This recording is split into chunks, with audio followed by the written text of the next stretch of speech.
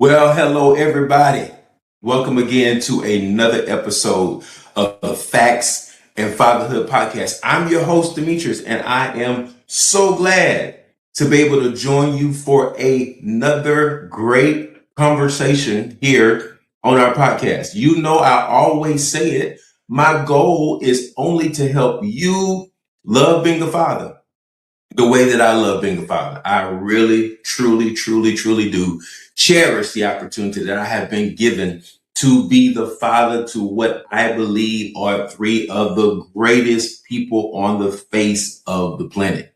My three children. They literally are some of my favorite people, and I am really privileged to have the opportunity to be their dad and to be the grandfather of my first grandson. I'm telling y'all, it's a wonderful thing.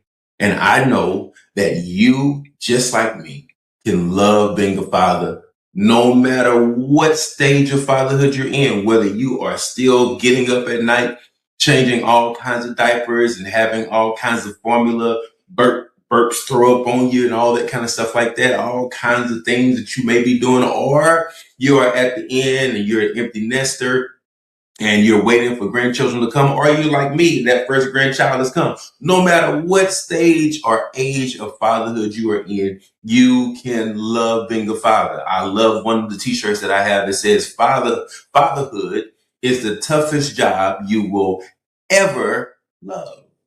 Okay. So again, thank you so much for joining me, for being a part. Y'all know I always got to ask you before we go further. I want you to make sure that you like, share, and subscribe. Listen, I'm telling you, you do want to make sure that you share this episode with somebody else. Matter of fact, just tell them to go ahead and check out all the episodes on the podcast, right? Very great information that is available only to help you develop at being a great father. Well, I do want to keep you reminded. I want to make sure you also go down to this website. I want you to go and check out www.factsandfathers.com. There are some great resources that are available over there for you. There's a blog that's talking about things concerning fatherhood. There's a store where you can get some great merch. As a matter of fact, while we're talking about the merch, I am so excited to report to you that very soon you are going to be able to get your hands on the new book, Like Arrows in My Hand. Okay, this is a book that I have written that is going to be a phenomenal tool for all fathers, parents, but mainly we're focused on fathers and our role and our responsibility. There's a scripture. Y'all know I always tell y'all that I am unapologetic about the scriptures here. Okay. There's a scripture that says, like arrows are in the hands of a mighty man, so the children of the youth, blessed is the man who had his quiver full of them. So your children are like arrows in your hand. And so we're going to talk about your responsibility in this book. I can't wait. Be on the lookout for the announcement for that day. Also, I did something on behalf of my wonderful father that is no longer with us. There are some things that he used to always say. And one of the things he often said was, boy, girl, whatever, don't let the devil fool you.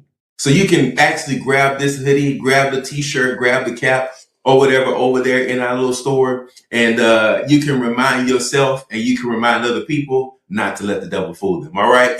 Go over there and grab that. And then one of my other favorite tools that we have available there is going to be the Target Practice Journal, that you can kind of record your journey as you are going along, as you're developing, and as you're doing all the things you're doing. You can go back and look at your journey, and perhaps it can be something that can be a tool to help somebody else later on when you go back and review your journey as a father and how you've grown and how you develop. That is so important in our life. So do me a favor, go over to the store, go and grab some of those products over there. As a matter of fact, you actually can get this little cap right here, the Facts of Fatherhood podcast cap and tees and all the kind of things, man, you can actually go over there and get. So do me a favor, go over to www.factsandfathers.com. As a matter of fact, you can actually hit that little QR code that's up in the corner of the screen, and you'll actually be able to go directly to the site. All right. So do that favor. Do yourself a favor and go over there and grab you some merch. Go over there and grab you that Target Practice Journal. Get you that hoodie. Get you that T-shirt. Get you that cap. Whatever it is, go over there and support us as we continue to try to bring you great conversations and great content here on the Facts and Fatherhood podcast. Well, I am so happy to be able to invite to the stage, everybody, would you help me please welcome my guest today in the person of Mr. Albert Butler. Man, how you doing today? Wow, Demetrius. I'll tell you, that intro, that opening is probably one of the best ones Yeah. I've experienced. So thank you. I love what you just presented. Fatherhood is the one hardest Mhm. job that you will love. It is a very Yes. powerful statement. I'm so glad you shared it, and it just takes me back to all the experience I had with my dad and all the experience I'm having with my four children right now. Just so your audience knows, I am a CPA. I'm licensed in multiple different states all throughout the U.S., and I work with so many different leaders, organizations, but I work with families, and I work with individuals to support those families, and in those families are those fathers, those men who have a duty to take care of that family, and that's a real powerful honor. It is a very powerful obligation, and it comes with a layer of respect along with it. That also comes with eyeballs of those that are watching, which is the most powerful thing. So, Demetrius, thank you for inviting me. Hopefully, your audience will hear something from the stories that we're going to share that they can put into their own toolkit and use in their lives. And this is going to be a memorable podcast today. So, thank you. I love it. I love it. I love it. So Albert, tell us a little bit more about what you do, who you are, all the things. We want to hear more about you, man. Tell us about who you are and what you do. Well, I am a CPA, like I mentioned before, but I am a partner in an accounting firm, along with someone who works with clients to understand who they are internally. I'm a big believer that numbers give clarity. And I've been in this accounting profession for well over 25 years. And what I've learned through my journey is that when you know your numbers, when you know what your goal and what you're striving and purpose really you is able to help properly order your steps through the Lord. And that's the real thing, because sometimes God is going to be on your shoulder telling you, giving you those thoughts, giving you those dreams, giving you that aspiration, telling you what you should be walking and doing. And then on the other side, there's something called doubt, anxiety, burnout that kicks in on the backside and making you say, you know what, I'm just going to just wait. I'm gonna have a level of resistance inside of it. Well, I'm that person that you come to and we talk through those things, because the longer you wait, the more you're not walking in your purpose. And the longer you're not walking in your purpose, you're not only doing a disservice to yourself in your current state, you're doing a disservice to yourself in your past state, because that younger version of you had all those goals, aspirations, and dreams too. But you're also doing a disservice to your future self, because your future self is expecting you to perform today. And when you do a disservice to your future self, you're doing a disservice to your overall family, which just hurts your overall legacy. And I want to make sure everybody understands how important it is to make sure your legacy is properly aligned. Wow, that right there is so crucially important for us to understand. I mean, our duty, our role as fathers, man, is so incredibly important. And I don't think it is something that can be overstated. One of the reasons why I'm in this space is because I discovered, as I'm taking a look and examining things, I'm like, man, there's so much available for mothers, and we definitely appreciate the mothers. Shout out to the mothers in a few days. Everybody's going to be celebrating Mother's Day and, taking all the stuff off the shelves and doing all the things Yes, for the sir. mothers. So we definitely appreciate, our mothers and their contribution.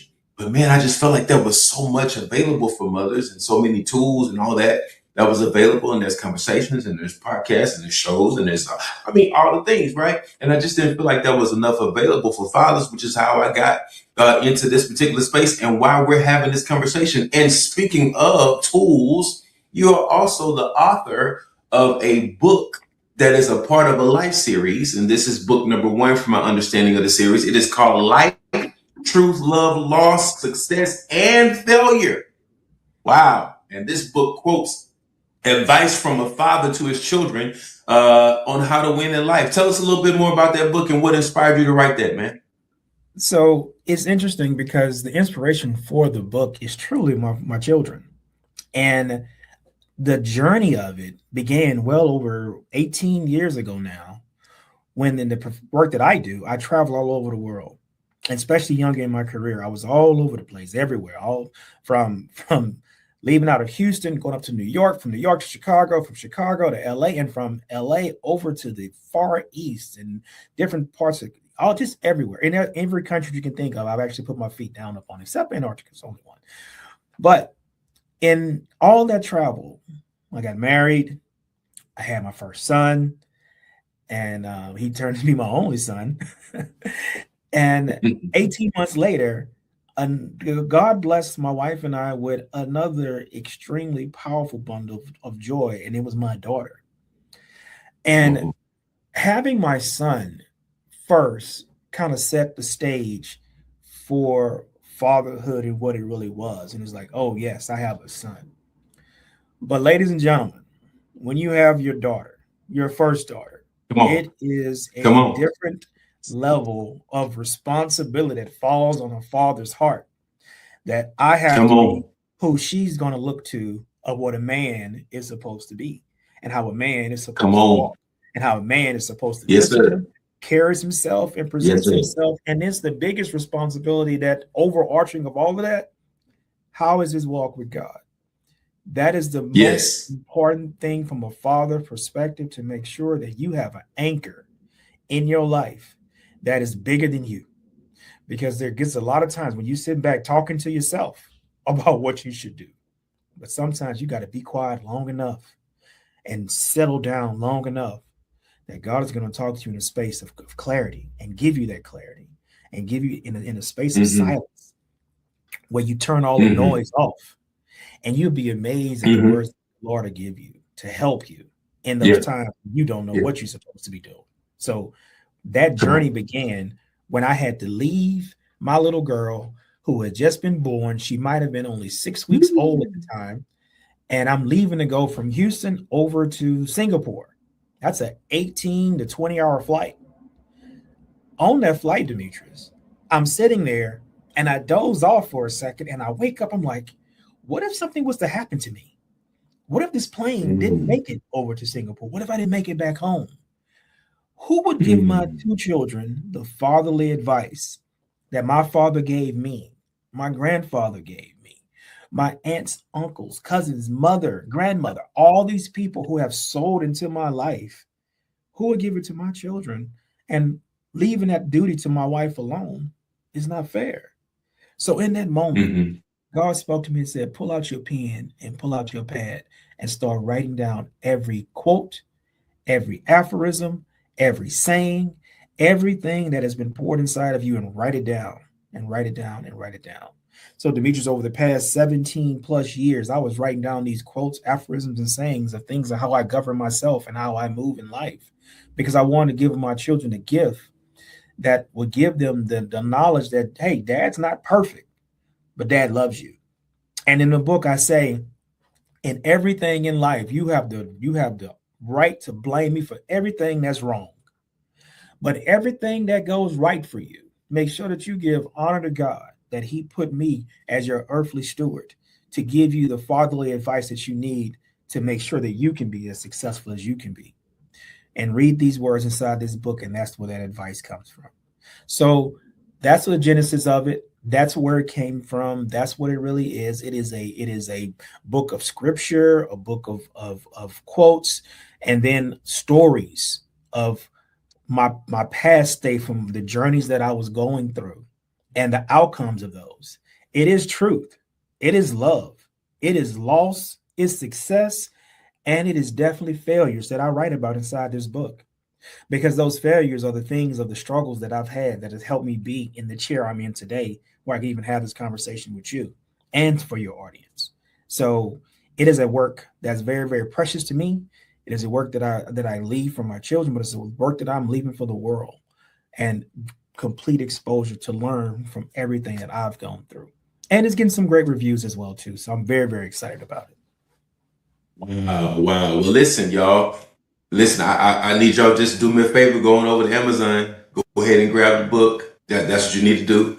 Go ahead and grab the book. I mean, I love your emphasis on the connector between the relationship that you have with your children, and how much you were, as a father, thinking, ahead, concerning your children. And, we're talking about the reality of how important it is for a father to be able to see beyond the moment, see beyond himself, and be able to think in a generational way, right? Be able to think down the line. You said you woke up on the plane and you were like, man, what if, right?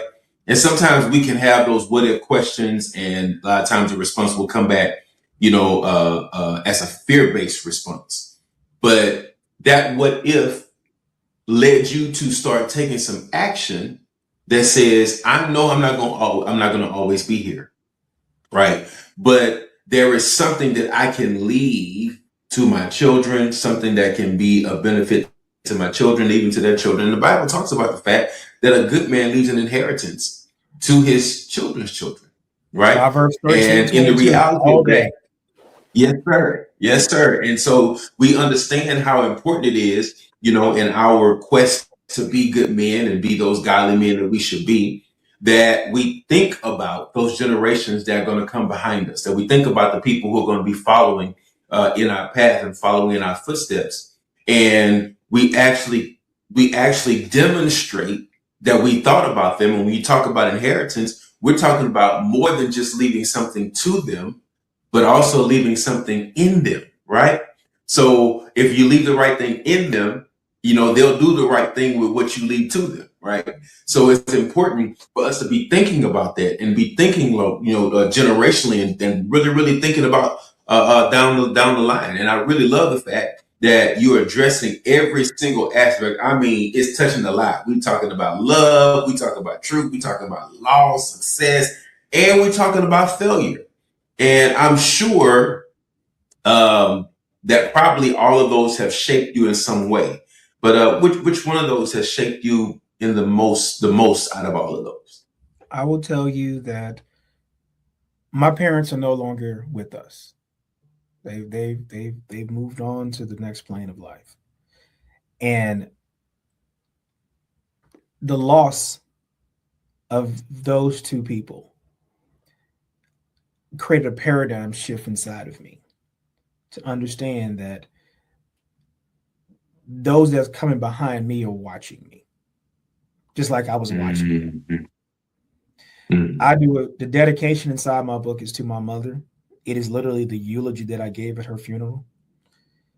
While the two or three chapters in there talks about my father and the impact that he had inside of me, both good and bad. So, and it's very, very transparently spoken about. But I wouldn't change a word. I wouldn't change nothing. I wouldn't change one experience. Although I wish they were still here with me, but on the same token, that's me being selfish. And the Mm-hmm. biggest lesson that you can have is that life does go on, but being selfish of trying to hold on to something that's not for this space anymore hinders your growth. Demetrius, I'm growing. I'm evolving. I am moving to a certain place because this is where I'm supposed to be. I'm supposed to share these words. I'm supposed to have these experiences. I'm supposed to be at this stage in my life because it's just that important. It's not about me. It's about those that I will never even meet. Those are the children that are going to come down the road, like we just explained, that I'll never get a chance to even meet. So I have a duty to them to make sure that I'm setting the stage. Because as I stand on my parents' shoulders, my kids must stand on mine. And then their children must stand on theirs. And it's a generational movement, not generational wealth. That word gets used way too much and sometimes inappropriately. We're moving generations. We're scaling generations, and in every aspect of it, walking in a level of abundance, not in a space of fear, not in a space of lack. That mindset is what's going to continue to move all of us to the next stage. Wow. Yeah, I think quite often, and I tell this story quite a bit. I alluded to it. I just had an opportunity, a wonderful opportunity to speak at one of our in our local area. There's a organization that that we kind of partner with that's focused on several different things concerning the family, and they're concerned about fatherhood in particular. And they have this big summit every year that's called the Fatherhood Effect Summit. And so I just had the opportunity to be one of the presenters at that summit. And, one of the things I alluded to, which is what I say I talk about quite often, is how when I first held my first child, Mm. my son, in the hospital, I remember having a conversation with God, and I was like, listen, I do not know what I'm doing. I'm going to need you to help me. I mean, I just, that was the conversation. That's it. That's the prayer, right? That's I it. don't know what I'm doing. I need you to help me, right? And we already know the James told us if any man lacks wisdom, let him ask God, right?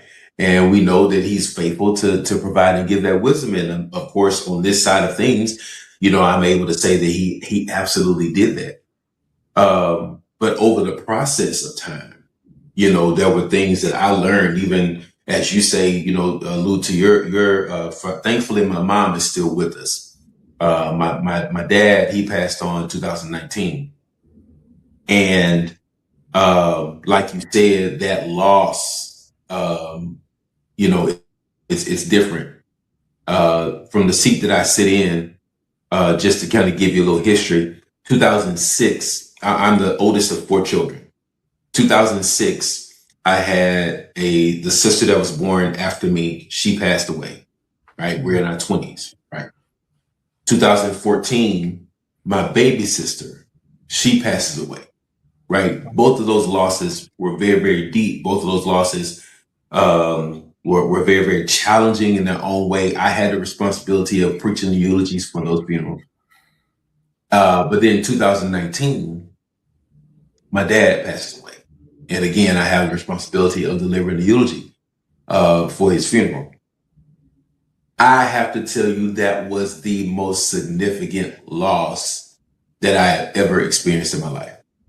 It was different, right? And every loss, in so many ways, it affects you differently. The loss of my sisters obviously affected me differently than the loss of my father. But it was just something about the loss of a parent or losing a parent that really does something to your perspective on the reality of life, right? You get to a certain point. I think it was T. Jakes one time I heard him saying that after his parents passed away, he was kind of standing there and he was thinking, oh, wait a minute, one day I got to do this too, right? So it kind of makes you really pay closer attention to what it is that you are doing, how you are, connecting, with your own children, how you are relating to them, because you start to really, I know I did for me, as I was relating to thinking about my relationship with my dad, which developed over time to be a great one. The relationship that I had with my father, I literally was thinking, along those lines of how the relationship I had with him impacts the relationship that I have with my own children. The things that he shared, the things that he taught. I mean, that's one of the reasons why, like early when I was talking about the hoodie and t-shirt and all that we made with that little phrase on it, when I think about those things, those statements that he made, because he just had all these quotes. I guess that's just a thing of that generation. Had all Yeah. these quotes or whatever that he would say.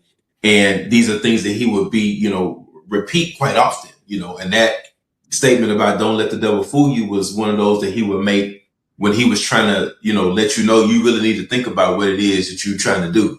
Because you about to make a mistake and you about to let the devil trick you, in one way or another. But thinking about that and, thinking about his life and the connect that I had with him really, really, really, really made me, take another look, at how I was relating to my children. What would they say about me? What would they think about me, if I was to, when it comes to that point and it's time for me to move on? Is there something that I've invested in them? Have I invested enough? That's the big one right there. Time with them and in them. Have I given them enough of the tools? I always told my children, I said, I feel like if I'm going to call myself successful, that means that you are prepared where you are able to successfully function without me. That's it. Right. That means I've successfully done my job as a father, but it's trial and error. And even though through my process of learning, and because you ask the Father for wisdom and you ask him for knowledge and understanding, and some people think he's just going to drop down, he's going to open your head and just going to pour it down and just drop down on you. But the reality is that he takes you through series of experiences, takes you through different moments, right? Where you are actually really learning, how to listen to him, how to, just follow that thing or whatever that he's put in you and follow even his spirit, that will kind of lead and guide you. And sometimes you go through those processes. And when you're going through those processes, it is, you are getting that wisdom, but you're getting that wisdom through that experience, those experiences that you have, time after time. And so I think about that. And I think about, now my children are all adults. They just all had a birthday. That's a funny thing. All my children got the same birthday, by the way. They just all had a birthday. We have an older son, and then we have a set of boy-girl twins that all have the same birthday. And the oldest turned 24, and the twins turned 23. And now that we're on this side, and I think about the relationship and the connection that, we have, often I do think about that. And then my grandson, I often do think about, like, when the time comes and I am no longer physically present, what impact would I have had on them? How will they remember me? And then how will they talk about me to those generations that come behind me that will never meet me? And I just think it's so important for us as fathers to really, really hone in on that, really, and just kind of consider that, because it's hard to think like that and stay selfish. Exactly. Wouldn't you agree? It's hard, man. It's really almost impossible to think of selfish. Yeah. Because I would go one step further and say, have you ever asked the question about what would they say about you? A lot of fathers miss this point as well, too. A lot of parents, people miss this. Communication is a two-way street. If you're thinking it, you should probably say it. Because if you don't say it, your question never gets answered. So I play a game. I play a game with my kids, and it just comes up random sometimes. It's called Quiz Show, especially when we're driving in the car all together. And I'll say, Quiz Show, Quiz Show, Quiz Show. Hey guys, here's the question. What do you really think about your dad? Just let's see what they got to say. What do you really think about your mom? Just to see what they have to say. And it's so weird. They say all these great things about their mom. They say all these very, not harsh, but coming from this perspective of a child up, because I'm a disciplinarian, it's like, oh, you so hard on us, all this. I'm like, but at the end of the day, and the response back is because I love you, because I love you. And it's interesting as to ask that question. So I challenge everyone in your audience who's listening to this, ask the question, have the conversation. Wow. Sit people down and just say, hey, you know what? What do you think about me? and just see what they have to say. And really try to position it in a way that, hey, don't, it's not with any type of flattery. I truly want to know. Because the big thing that people miss out on is receiving feedback and requesting feedback. And the third thing is giving yourself feedback. I have a Mm-hmm. framework that I try to use on a consistent basis, and I advertise this to so many people when I challenge them with it. It's called Plan, Act, Review, and Yes. everything that we do, we have to plan for it, because if you don't plan, you plan to fail. It's so consistent, so consistent. But I tell you, don't take forever trying to plan. Put your plan into action. Even if you feel like it's not exactly clear, put your plan into action, because action is going to tell you if you have social proof on what's supposed to take place. So you got to get it into action. But this is the piece that's Mm-hmm. most important, is the review stage. Review, review, review. Review yourself, request review, and be accepting of the review to put that review into the next plan. Because if you don't do Mm-hmm. that and you don't go back to the drawing board, how can you truly monitor your success? And monitoring Mm-hmm. success is predicated on the failures that you've had before. So that's another reason for the title of the book: Truth, Love, Loss, Success, and Failure. And that monitoring piece is something that you have control over, so you can say, hey, did this work or did this not work? As compared to the Mm-hmm. world telling you it didn't work. It's always critical Mm-hmm. and always important. So Yeah. I share it with your audience. I think it's important. Ask people, what do they really think about you? And then review yourself. What do you think about yourself? Yeah. That's good. That's good. And you also have another part of that framework. That's the TPW, right? That's the Oh, yeah. the train, practice, and work, right? That's One of the exactly things right. I in my secular vocation, I am a stickler for training. One of the reasons why I'm a stickler for training is because I know I cannot hold you accountable to what I have not taught you to do. I can't have an expectation of you of something that I've not taught you to do. But here's the interesting thing I find about training, and which is why I like how you put this. Whatever I have been trained in, I've got to put it into practice, That's right? it. I actually got to do the work, you know. And so, tell us a little bit more about your training and practice and work, and how that ties into your to bringing us on par. Can I use That's it. that? That's it. So Bringing us up to par. this How does was that work? this was special, and I hope everybody in your audience, if you're sitting down, get your notepad out. It's time to take some notes. This is the real core of it, and it's going to flip things upside on his head a little bit. Training is done alone. I'm gonna say it Mm-hmm. again. Training is done alone. You Mm-hmm. have to go and take something that you do not know, research it, do it, figure it out, and struggle with it. Research it, That's so do it, good. figure it out, and struggle with it. Because Uh-huh. as you are struggling through it, your brain is going to start lining things up with questions and questions and questions. God gave us five senses for a reason: sight, touch, taste, hearing. And to be able to use those five senses to gather in the raw data, to struggle with something, to figure it out, the more those five senses that you will line up together, the more things are going to start clicking inside your mind. So training is done alone. Wow. So watch this. What is practice? Practice is when you are with cohorts. Practice is when you meet up with a coach, with a mentor, with somebody who's an expert, somebody who knows it better than you do. So you show up at Mhm. practice and you working through it with cohorts who are going through the same thing you're going through.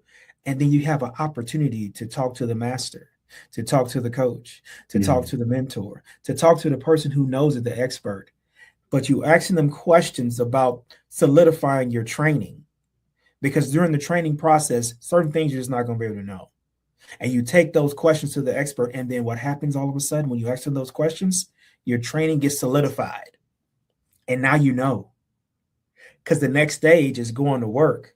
Well, what is work? Work is the game. Work is the arena. Work is fun. It's exciting at that point because now you've trained and now you've practiced and now you pull all that together to go show everybody, hey, guess what? I got this. I got this. I got this so well that I'm all of a sudden going to become the coach, become the master, become the mentor, become the expert because I've trained and I've practiced and now I can go to work. What happens when you do those things out of order? Mm. What if you didn't train, but you just show up at practice? You're wasting the coach's time. You're wasting the mentor's time because now they got to go to zero with you and build you up to try to get you caught up to a position where they can even teach you anything new. So don't do that. What if you train but don't go to practice? Then you show up at work and you still have questions. You never had a chance to practice it with cohorts or to have an opportunity to talk with the coach, to talk with the mentor, to talk with the expert. So now you're exposed. But you train though, but you're exposed. It has to go together. Train alone, practice with others, go to work to show how great you are. Wow. That's really good, because a lot of times the element that we're missing is putting in the work. One of the things that I learned through the wisdom that I asked for was I learned that I had to develop myself as a man. There were things that I had to learn. There were things that I had to practice. There were things that I had to do, right? I had to do the hard stuff, right? The stuff of really taking a look at myself in the mirror. That stuff that's difficult work, right? And, because one of the things I found very valuable, over the course of my children, especially over the course of the life of my children, especially as they got older, was that transparency. I met an older gentleman. He's gone on now, but he was in his 90s when I met him. An older pastor. I was in Washington State to speak at a conference that was going on there, and I met this older pastor gentleman there, and he was, like I said, in the 90s. He was just in our meeting with him. He was just talking to us and sharing with us a whole bunch of different things, and of course, I wanted to hear what he had to say. You're 90. I want to hear what you have to say. That's right. And one of the things he said to us was, "Don't be afraid." And I'll make sure I'm trying to get this right. Don't be afraid of suffering. Can't be afraid of suffering, right? Because the truth of the matter is, and whenever wisdom, I like to use this statement: wisdom begets wisdom. That's right. And so when he made that statement and he said that to us, man, the wheels were turning in my head for days, right? Just thinking about that. And it was something really simple, right? It wasn't, this prolific, big words or all that kind of, it was something so simple yet so profound. And it made me think, right? And the more I started thinking, the more I realized that, a part of this process of suffering is what we perceive or what we understand or what we describe as failure, right? And a lot of times when we hear that word failure, there's a lot of negative connotation that's associated with failure. But there's also a lot of positive, as it relates to failure that we really don't think about sometimes. And I think I've heard some of the sports figures say, a professional baseball player would tell you that, although he's celebrated for home runs, he's missed more of those balls than he's ever hit. Basketball player would tell you that, although, hey man, I hit the buzzer beater, I've missed more shots than I made. And the truth be told, we cannot be afraid of failure, because being afraid of failure guarantees that you'll never succeed. And it's like I have to choose to embrace everything, like you're saying, everything that comes along with that. Maybe even when I'm sitting down and I'm getting that feedback, that feedback gives me an opportunity to evaluate, what are those things that I missed? It's not. I really want to hear what you think about how important it is, and I think you might have hit on it just a little bit, but I want to explore it just a little bit more about when I get that feedback. And I'm getting that feedback. I've asked for it, and I've done some self-examination, which is something I do quite often. when you get that feedback, how important it is not to take it personal. Mm. You know, not to just get, to the point where, you become, very despondent and, all those kind of different things like that. Because just because I'm getting some feedback at the moment that's not good, it doesn't mean that can't change, that can't be better. So tell me about that, how important it is not to take that personal. So this is where everybody's going to probably turn me off when I say this. Uh-oh. It is personal.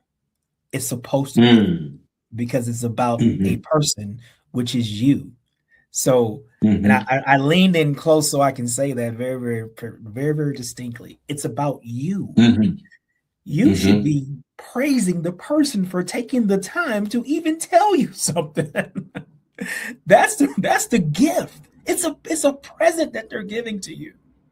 You should Mm-hmm. embrace that present, regardless if this is where true levels of emotional intelligence has to be worked on a consistent basis. Just because somebody says something to you and the delivery did not appease how you wanted to receive it, doesn't mean what they was telling you was not true. It just means that you're sensitive. Really, that's what it really means. So you have to understand that somebody giving you feedback, they took the time to think about you. Aren't you a great topic for somebody to think about? I can appreciate that. By all means, please do think about Albert, because that means you care about Albert enough to think about me, to give me Oh the my present gosh. of feedback. It's okay. Uh-huh. It's okay, because guess what? Sometimes I'm not going to be perfect. I am not going to do everything Yeah. just right. And I'll go one step further. I'm not going to do everything perfect for that person that might be giving me the feedback. They might be sharing something that may be a blind spot that I'm not even seeing. Here's a story for Mm-hmm. you. I'm gonna share this with your audience. I have speaking engagements all over everywhere, and I've been doing this for many, many, many years.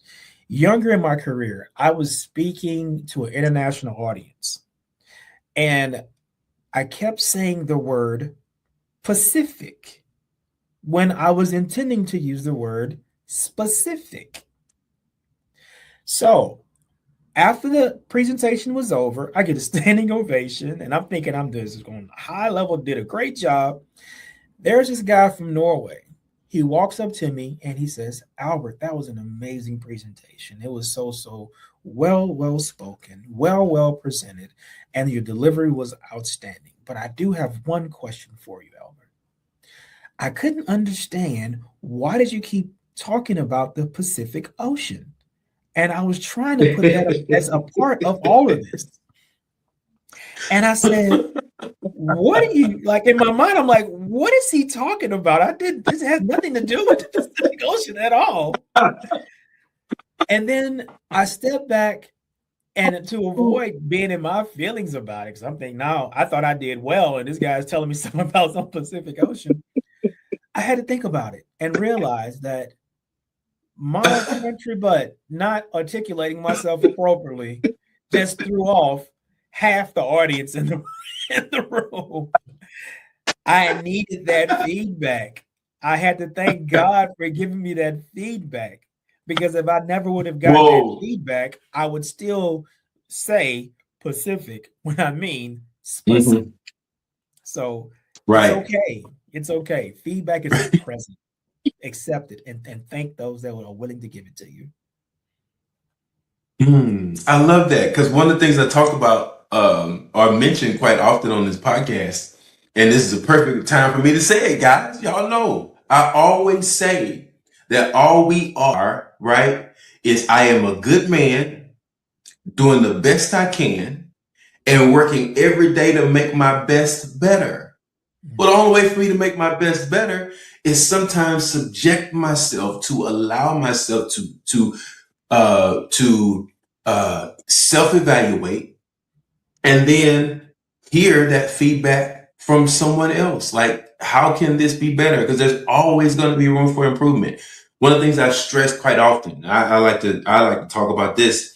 a lot of times, even when we're talking with, married people and stuff like that, I often like to stress the truth of the matter is that no, the best thing that I do, the thing that I'm great at, is still something that needs improvement. There's always going to be something lacking, even in the things that I do best. That's right. And I have to keep that understanding, right? Because that's humility, right? That's a demonstration of humility. Like I told you, one of the things that I found very valuable in my relationship with our children was leveling with them, and being transparent. We had a conversation one time, and there would be times where I would just kind of talk to the children and just ask for their feedback, like do with the children. And I wanted to just kind of talk to them and hear what they had to say, what was on their heart, what was on their mind. And I often would say this to them. I say, guys, I need y'all to understand, your mom and I, sometimes we are wrong. Now, I wish you could have seen the looks on their faces when I said that, right? But sometimes your mom and I are wrong. Now, I need you to understand, it's never your place to try to correct us when we are wrong, right? But sometimes the truth of the matter is we are wrong. But here's my commitment. When I recognize that I'm wrong, when I recognize that I could have done something better or something like that, I make the commitment that I'm going to come back to you. And that means if we need to apologize, we'll apologize, whatever we need to do, to correct that, because our children are people too. And I can't teach you something. One of the things I talked about when I was speaking at the summit this past weekend was that training and teaching for a parent, when the Bible says train up a child in the way he should go, when he's old, won't depart from him. Training and teaching is a combination of articulation and demonstration. Like I don't articulate what I don't demonstrate, right? And demonstrating without articulation really is not teaching me very much. But especially that thing of having the combination of those two. That old adage and that old statement of do as I say and not as I do does not work. It is not a sustainable model. So what I do is I taught my children by both articulation and demonstration. So if I'm teaching you respect, then that means a part of me teaching you respect is giving you the respect that I should give you as a person, as a human being, even though you are my child, which is what causes me not to abuse you and all those kind of different things like that. There's a level of respect I have to give to you as well.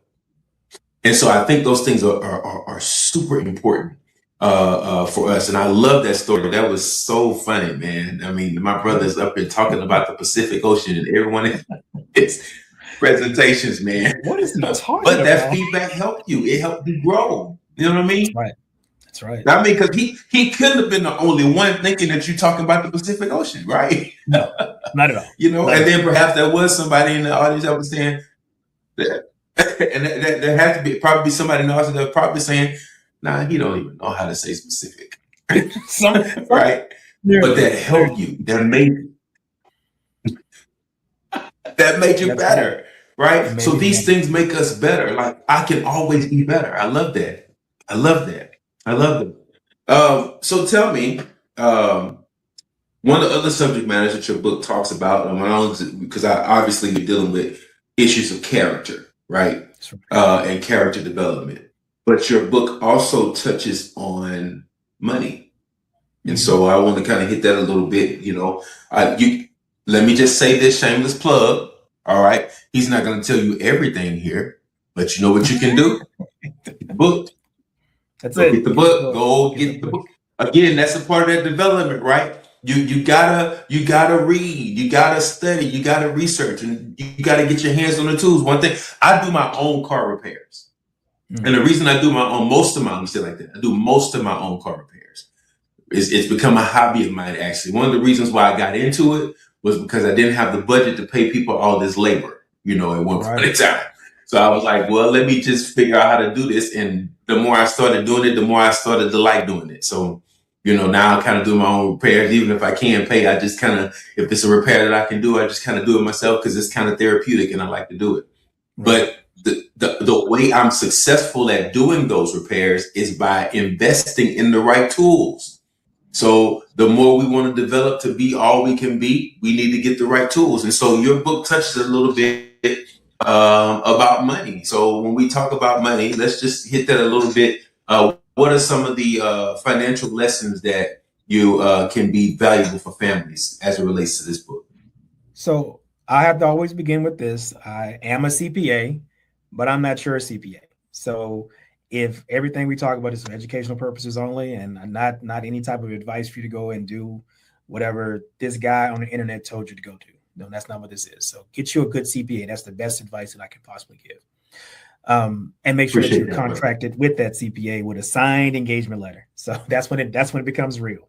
Now, with that being said, I always like to preference this, that we are in a capitalism society. What does that mean? Well, it truly means that money is only a tool. I want to make sure that's very, very clear. Money is a tool. Just like this pen is a tool, just like a hammer is a tool, it means that it's used to do something for a particular reason, for a particular purpose. That purpose is to be able to get resources of goods and services for you to be able to sustain yourself and to be able to scale yourself and scale your family. So never, never, never put money ahead of anything, knowing that it's only a tool. 100%, especially because we have a fiat currency. And that means that our money is just a piece of paper. If you were ever to read the dollar bill, it says the word note, which means that it is a piece of paper as a promissory note that we have all agreed that we're going to exchange this for this particular value. That's it. That's it. That's it. That's it. Because if one day, if we decide that that piece of paper is not what we want it to be no more, and we're going to exchange something else, that's what's going to happen. That's what's going to happen. So I want everybody to understand that and put that into a frame for you first. Now, because money is just a tool to obtain resources of goods and services, what are the goods and services? Well, the number one good and services is be able to have a roof over your head to protect you for shelter, clothes on your back to keep you warm and dry, and food in your belly to keep you energized and able to move. Those are those are the true necessities. And properly have water to hydrate yourself. I see the picture of the water behind you with quality water to hydrate yourself appropriately. These are the things that are the true needs. But from the needs, there are certain wants that we have. So what are the wants? And I want to make sure we frame this the right way. A want is only something that is to make the need better. That's it. I have a small house. I want a big house. Do I need a big house? No. I need a roof over my head to make sure that I don't get wet and I'm protected from the elements of outside. That's it. So when you are dealing with your money, you need to make sure you put it in the right buckets of where it needs to go. Needs. You got to make sure you can take care of yourself. Wants. All it does is to make the needs a little bit better. Do you need them? No. They're just wants. They're just wants. The other big piece that I think a lot of people don't realize is that savings is not the best end all be all. Why? Because every dollar has a purpose. That dollar is supposed to work for you. So you need to have a rainy day fund, but you also need to have your money working and investing for you. So being able to invest your money is extremely, extremely important. Now, I say all of that, and I began by saying we are in a capitalistic environment, which also means that there's something called credit that we have to make sure we can address. The money cycle is just that. It is a cycle that's built off the backs of crediting power, especially in this country. There's a give and take that takes place. The money that I make is the money I'm going to put into my community. That money I put into my community, if I go to the grocery store, that's going to be the payroll for the people who work at the grocery store. They're going to get paid, and that money's going to move on to another to be able to take care of their families and their household, which means they're going to put more money into that cycle. This cycle has to continue going on and on and on. And whenever that cycle stops, that's when something happens called stagnation, and everything stops. It's not that that's not what we want at all. So keeping that money cycle going, understand how the credit cycle actually works. Those are the things that you need to make sure you understand to really be productive in your family, but be productive for yourself, be productive for your family. And then ultimately, if you decide that you want to have a business to be productive and to be able to scale a business, you have to understand how these cycles work. Because I tell your audience, I want everybody to hear this clear. And again, take your pen out and write it down. Accounting is the heartbeat of business, but it's also the key to personal finance success. That when you know your numbers, you know clarity. And when you have clarity, you're able to make reasonable decisions in a timely basis to make sure that you're not making decisions under chaos. You have to know your numbers. And it's very, very important to have that level of vision and have that level to make sure that you can continue to scale. So 100%, accounting is the heartbeat. And having that heartbeat and monitoring that heartbeat is extremely, extremely important for every individual, every family, and of course, for every business.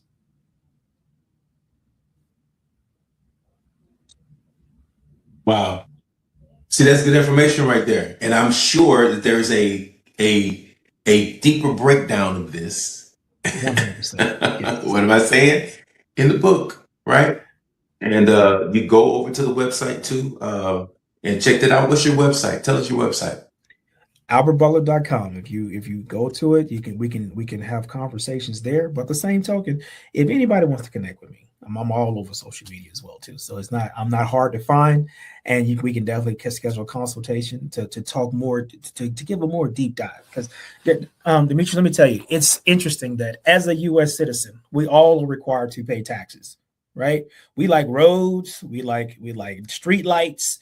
We like to have schools. We like to have a fire department, police department, all these things. Taxes pay for all that type of stuff. We like the security that we have for this country. But here's a special piece. Everybody has a number. My number, your number, people in Austin's number. All of our numbers are different. The question is, what is your number? You need to find what your number is. You need to get with a good CPA to allow them to find what your number is. If you don't have a good CPA, by all means, I'm the guy that can help you out. So I encourage you to make sure you have somebody on your side from this perspective, because you want to make sure that the heartbeat stays beating consistently. Love it. I love it. I love it. I love it. I love it. Man, we could go on and on and on and on. This has been fun. Yes, we can. Have this conversation.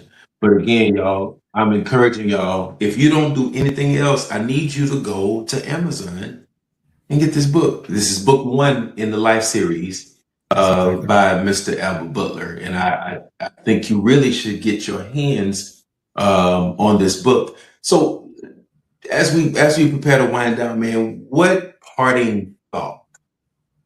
Give us a parting thought you would leave with us as an audience today. I'm going to give you a parting story relatively quickly. And this is one of the most powerful quotes that I have, and I want to give you the genesis of that. It was birthed out of a conversation with my dad, and one that was a bit earth-shattering for me internally. I was younger in my career. I was very frustrated with work. I didn't want to. I got a point. I didn't want to do what I was doing anymore. And I went to my dad. I said, "Hey, Dad, we should go buy a dump truck, and we should just get some loads and start running dump trucks all throughout the city." And at the time, my dad was in his late 50s, and he tells me, he says, "Son, I can't do that." And I'm like, "You can't do it? What?" And it just shook me in a way, because this man is my hero. He is our family champion. He's that dude that does it all. And for him to say that he can't do something at that stage in my life, it just really, really shook me. And I walked away from that conversation, and I'm like, well, I can do all things through Christ who strengthens me. So I'm trying to understand why my dad would say I can't. And in that moment, what was born was a saying called, "I can because I will." and I will because I can. And Mm. that is the quote Come on. that predicates the true core engine of everything that I do. So much so that I wear these wristbands on here and it says I can because I will on them, because I truly believe that your willpower is what's going to churn and move you. And having your anchor in the Lord is what's going to give you all the inspiration that you're going to need to move forward. So this is not motivation. This is truly built on determination of that. If you tell yourself, I can, you will. If you tell yourself you can't, you won't. So for your audience, I can because I will because I can. I don't say can't because I can. I am a champion. I train like a champion. I practice like a champion. I work like a champion. Therefore, I will win like a champion. Nobody can beat me but me. Once you say that, you realize that it's not about nobody else but you. If you're going to do it, you will do it. So